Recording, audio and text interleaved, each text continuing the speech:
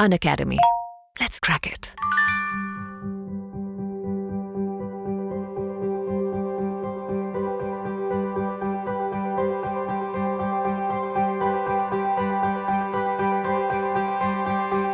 I started my CA. My CPT was in December 2016. My IPCC was November 2017, and my CA final was November 2020. So I was someone who had no idea that they wanted to do CA. So a few other things like going to foreign universities did not work out, and luckily I started doing my chartered accountancy, and here I am today with a rank in the final examinations. So I would probably say and compare my journey to that of a roller coaster, where I've had so many ups and downs, which every single CA student actually has throughout their journey itself. So to compare it and to throw more light, I also did my undergraduation from Christ University in Bangalore. So I've done regular college. I've probably done articleship from a Big Four itself.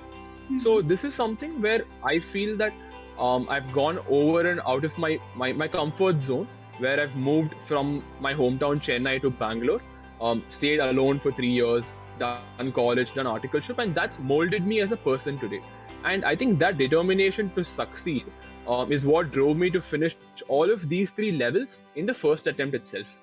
So, to probably people watching out today, you might not have to be the smartest in the room to clear these exams.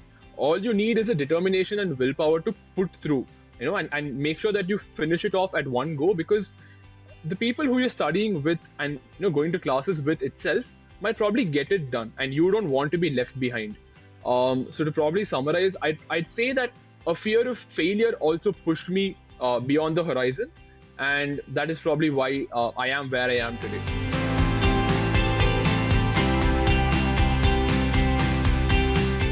So CA as a whole is seen as a lucrative option for anyone who probably likes mathematics and accountancy, because the world of accounting and financial reporting always fascinated me. I liked all these accounting standards that we probably start to learn at foundation level itself, and I wanted to understand and expand my horizon through other fields down the line.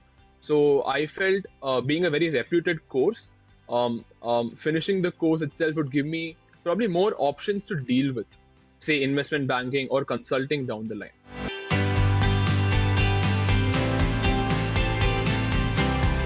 So the first thing is, like I mentioned, right, the determination to get it done with and not have a backlog. So I've always been someone who's wanted to, push myself to the last possible limit and ensure that I get it done.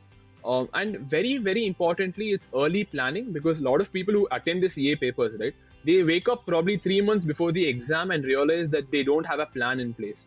So I made sure that I planned 6-9 months in advance, probably 4 months in advance for foundation, 6 months in advance for inter, and a year and a half in advance for final.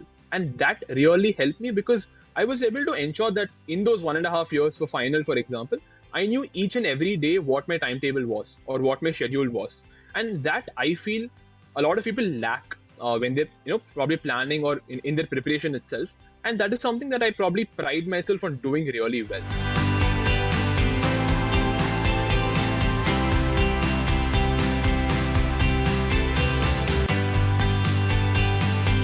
A lot of people go behind the number of hours that one has to study. They feel that if they do 12 hours of effective studying, they'll clear the exams and get the rank. Sadly, that is not the case. So there is something I'd like to bring forward here called time versus task orientation, where people tend to move towards finishing 12 hours. Rather, you should be focused on finishing certain tasks. For example, I need to get subject A, B, C done today, and not sit for 10-12 hours a day, right? So one thing that I actually did was plan it this manner. I would probably take 3 subjects a day for CA final and ensure that if I got that done in 6 to 8 hours, my day is done. I don't have to necessarily sit for 12 hours and finish the same thing. I'd probably move ahead for the next, whatever I've planned for next, right? So yes, there is no hard and fast rule that you have to, or there's no thumb rule as such for the number of hours. Make sure that you allocate tasks and not time. So that's very important, I'd say.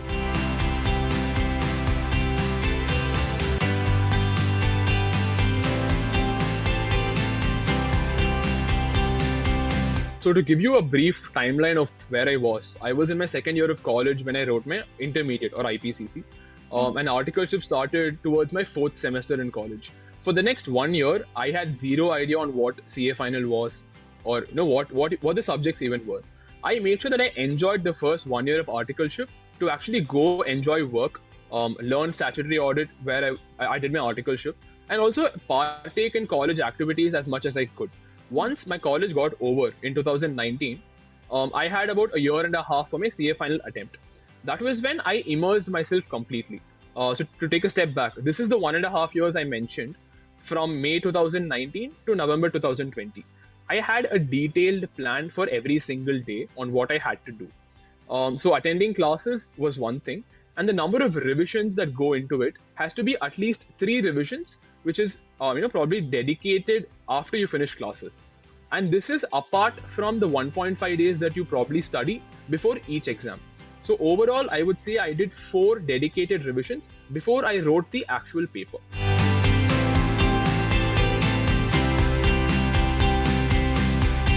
So this is a very, very often asked question in terms of how do you manage a Big Four and classes, for example, right? So I was lucky enough to actually have certain clients where it would be very hectic for a month or two, where I would have to miss classes, because ultimately articleship does take precedence over classes, because they probably don't get the fact that you have to go to classes in the morning and in the evening, right? So there were times where I had to miss classes and I covered it up later. There were also other days where work was pretty okay. I would probably leave office at 7 p.m. or 6 p.m. itself, right? So the notion that Big Four articleship is very hectic is not always the case. There will be off season and on season where you are working really hard, and there are days when you don't work a lot, right? So the key is balancing these two and ensuring that whatever you miss out in the peak season is taken up in the off season. So that's something that I made sure that if my plan was hit by say a month or so, I would compensate it by doing it at a later stage.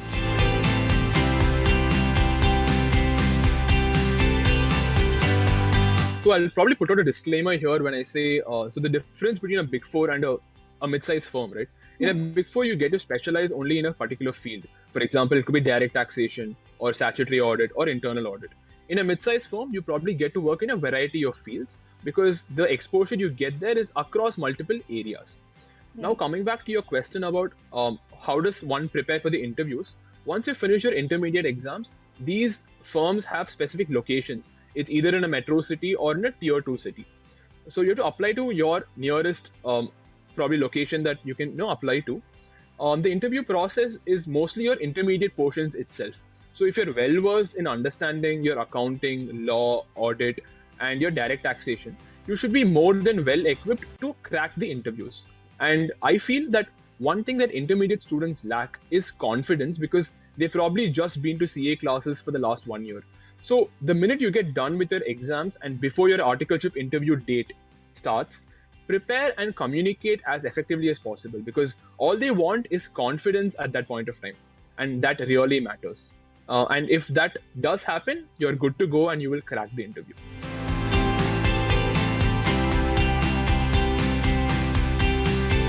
So this is actually, so a lot of people don't realize the fact that even if you're a ranker, you will actually struggle to find really good jobs.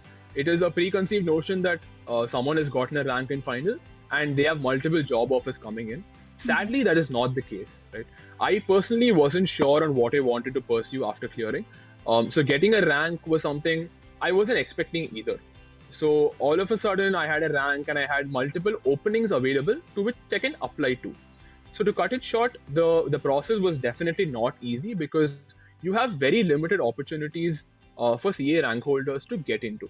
What I mean by this is there are management trainee roles, management consultancy roles, investment banking, and you can also probably go work in startups like where I am today.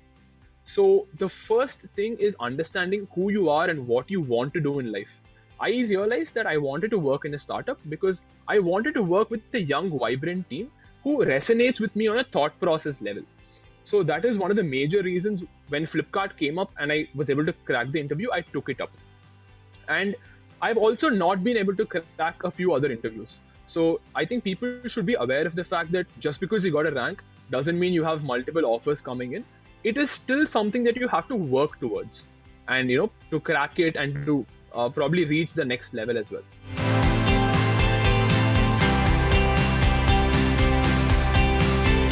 Right. So I personally feel that the opportunities have remained the same or have actually increased because the requirement for CES has never gone down. COVID has probably hit different parts of the country and different workforces, but the requirement for CES has largely been constant. The problem is getting the right role that you probably want to get into. That is where people struggle.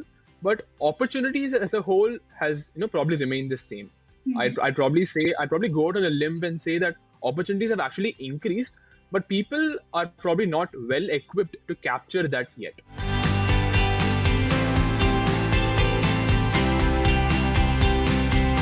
I'll probably give you a small insight for that. So what I basically am involved is supply chain, which is eCart.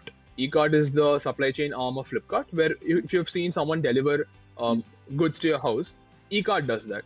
So I'm mostly involved with cost optimization and financial planning and analysis, or FP&A as they call it, for supply chain operations.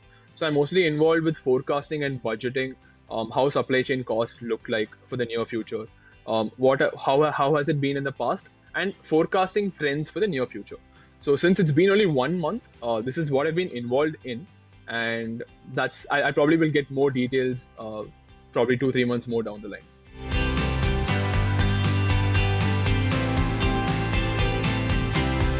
So one of my favorite subjects was financial reporting. Like I mentioned earlier, I was always interested in Indian accounting standards, IFRS, and all that. Something that we probably work with on a daily basis at Articleship as well. So since I got practical exposure in IndAS at work, I was able to understand that and probably work on it much better.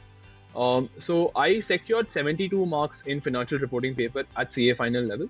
And that is something that I've always, like I said, interested in, and that translated into marks. So try bridging a gap between whatever you study and the work you do at Articleship. It makes things so much easier.